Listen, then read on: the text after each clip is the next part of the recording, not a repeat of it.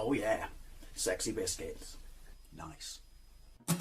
Long was 1975.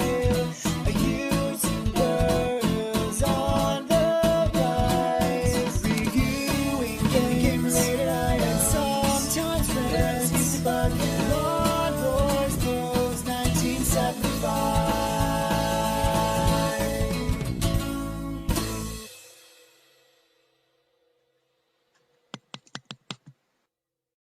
This is Danny Sullivan's Indy Heat on the NES, and this time I can actually say Danny Sullivan's Indy Heat because this is a North American game, and I could be wrong. Why does Danny look completely different in every version of the game I played? However, in every version of the game I have played, he does indeed look like he's been smashed in the face with the ugly shovel. But yeah, so I don't know if this got released in the United Kingdom. I'd be very, very surprised about that. I mean, this is 1992 as well, and this is my last gameplay of the Indy Heat home ports because, quite frankly, I am out of versions now. So this was released in 1992 by, it says Trade West, and based on the arcade machine of the same name released by Leyland Corporation, that I can confirm are indeed the same people. It did Ivan Iron Man Stewart Super Off-Road Challenge Racer. I can't remember what it was actually called, but it was Ivan Ironman. Anyway, according to Wikipedia, that bastion of truth that dares not ever lie, so obviously taken with a fucking shovel of salt, this has been ported by Rare. Only, no, it can't be, because it doesn't look amazing. However, apparently it is 4-player compatible, so I'm assuming it uses the multi-tap. That's kind of cool. That would have been a draw for it back in the day. Oh wait, apparently no one bought it, which is why, and we're all Power Rangers, which is why the Mega Drive version, despite being pretty much complete, was cancelled, and a Super NES port was also cancelled, although that one apparently does not exist. Anyway, you know the score at this point because of the gameplays I've been doing. The music is so nezzy. Top-down racer, kind of isometric, very much in line with Super Sprint, only you have to pit in when your car takes damage, runs out of fuel, well, runs out of turbos, but that comes down to how many you buy. But yeah, so it mixes it up a little bit compared to other versions. Right, so let's get into it. That is cool that it's 4-player. Have not played this yet. Enter name. Oh, what, left and right, not up and down? Obviously the presentation is going to take a massive hit in this, but then the presentation didn't take... Well, the presentation on the Commodore 64 was still kind of in line with the arcade, so no excuse, NES. Right, choose driver. We still get to choose driver. I'm going with the bird with earrings, because yeah, that wouldn't hurt wearing a helmet, would it? Thank you. Purse $100,000. That, when you see her head sat in the front of the car like that, it reminds me of the car from the new Pink Panther show. Remember when all the cartoon characters were in the midsection? And as a kid, I used to watch the movie intro, because it was cartoons after that, and then the movie intro at the end, with the kid driving the car.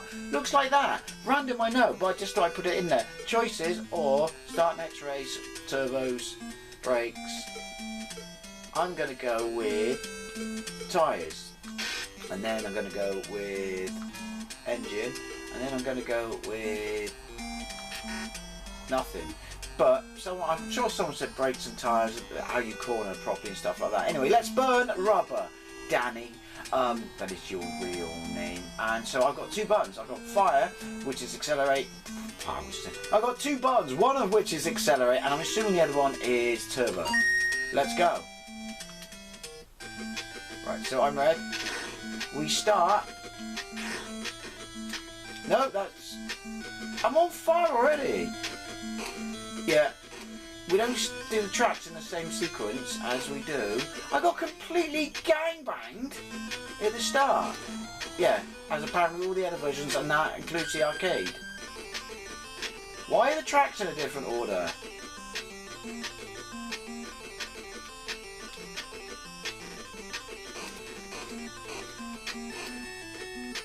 The turbos are completely fucking useless in this.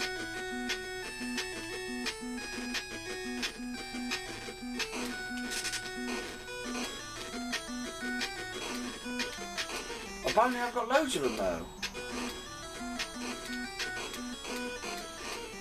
Which I've got to use to finish this lap.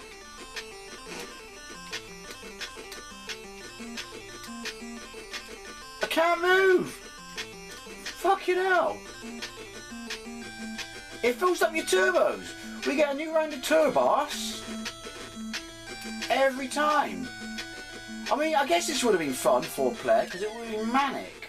On this, though, I don't feel that it feels as cramped as the other versions I've been playing. But when you get, like, into corners with the other cars, you just get gangbang. I got pit in, really. Absolutely destroyed. Where am I? Oh, did we all... I'm second. I have no idea how I came second. So I got a cup, but 2 of the people just got envelopes. Sucks to be you. 20 points number 1, me, 16 points, average speed 16 miles an hour. I was doing alright. Next race, New Jersey. Yeah, I mean, presentation's taken a massive hit, but fuck it, let's... I'm with you, Danny. But then, like I said, I'm sure they could have done better than this. But the actual ingrained graphics, and it's nothing to do with the fact that it's a NES, because they could do wondrous stuff on this. Or even on the Spectrum, for fuck's sake. These ingrained graphics are bollocks. Controls aren't terrible.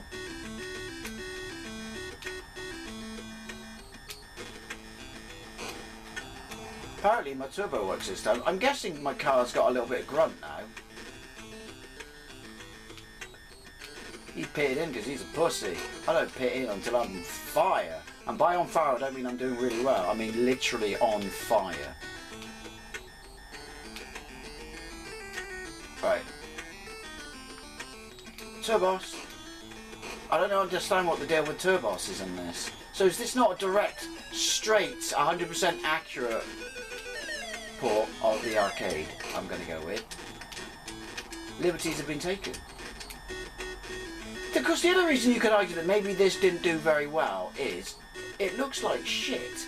It's 1992 and it looks like an absolute bag of spanners. I mean, Super Off-Road on the NES doesn't look as shit as this. I know it's not entirely the same sort of game, but there you go. I'm second. Yay. South California, race 3, 5 laps. The lappage seems to be a lot lower than the micro versions. I don't know. Limitations at all.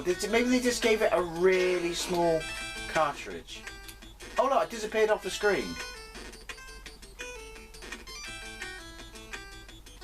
I'm not really sure what way I'm supposed to be going. I'm not gonna lie. Oh look, bits of my car have fallen off. And now I'm fucked. When I said it doesn't control terribly, I lied.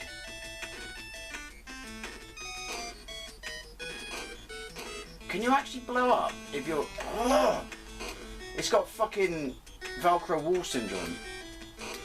Yeah, if you fuck yourself up enough, will I blow up? It doesn't feel like the game I've been playing on other systems. It feels like an RC Pro game, if that makes sense. This is clearly the weakest version. I think I'd take the Commodore version over this, playability-wise. I've got to pit in now, have I?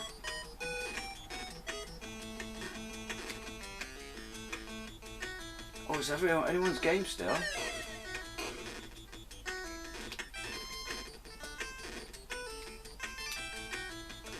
It's still got the same messy track thing design problem where you can't see what's going on.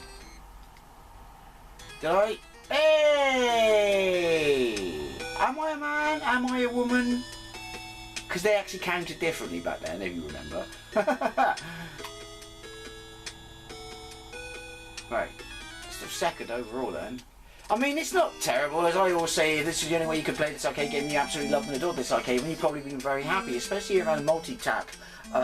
4 pads, lots of money apparently, and 4 friends. Because that would have been manic, and you probably would have forgiven this game for a lot of its faults. But if you just played it 1 or 2 player, and you haven't played the arcade game, it's just not great, is it? I mean, it's a basic track racer, which isn't for everyone, and I'm not a massive fan.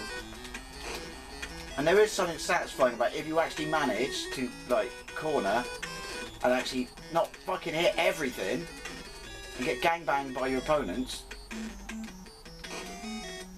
But it's just, for a 1992 NES game, I was really looking forward to this version to see how it compared. Because I'm pretty sure on the Master System you could have done something blinding with this, with that colour palette.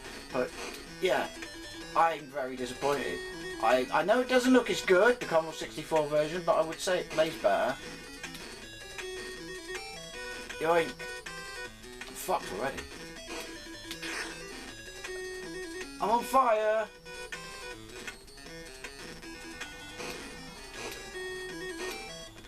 I do like that. I mean, obviously it does in the arcade that you have to limp over using your turbos. The music's awful. That can't be it. That's a long cut.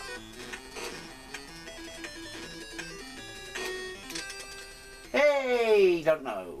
Did I? Hey, this is the easiest version. I'll stop sounding like the fucking Fonz in a minute. This is the easiest version. It's also the most disappointing version. One more race, but maybe I don't know. I'll have to see if I can find it on menu and play the actual arcade game to see how technically all of these compare to that. But I'm just assuming it's going to play like a bag of ass because it's supposed to be played with an analog steering wheel. And at least these versions are programmed from the ground up to be digital, but that in main will then be forced upon digital, which probably means it's just going to be shit. I don't know. By all means, let me know.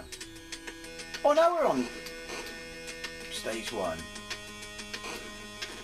Why is my car so slow? Is there something wrong with my car?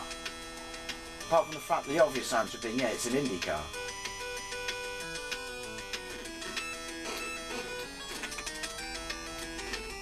Sometimes it goes fast, I'm not alright when I press turbos here. And sometimes it just fucking drives like a French car.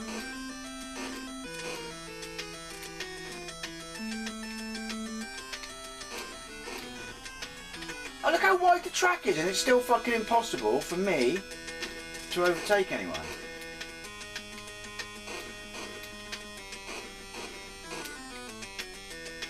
Also, you don't really know that the shortcuts exist because they're the same colour as the regular track, which doesn't help. Look, see? And also, apparently I need to be an off-roader to go through there. This is an awful port. This is fucking awful. Everything I said about the Amiga and the Atari ST versions, I take back. This is amazeballs. Oh, sorry, they're amazeballs compared to this, which is just balls. But easy. So there we have it. Indy Heat on the NES. Also, if you look at the bottom of the screen, Spider-Man's driving that car. As always, I love to know things, especially if you played this version, but I'm guessing that in the United Kingdom, apart from emulation these days, certainly back then, no one would have even bought this if it was even available. Anyways, always love to know what you think. Thank you very much for watching, and I'll see you later.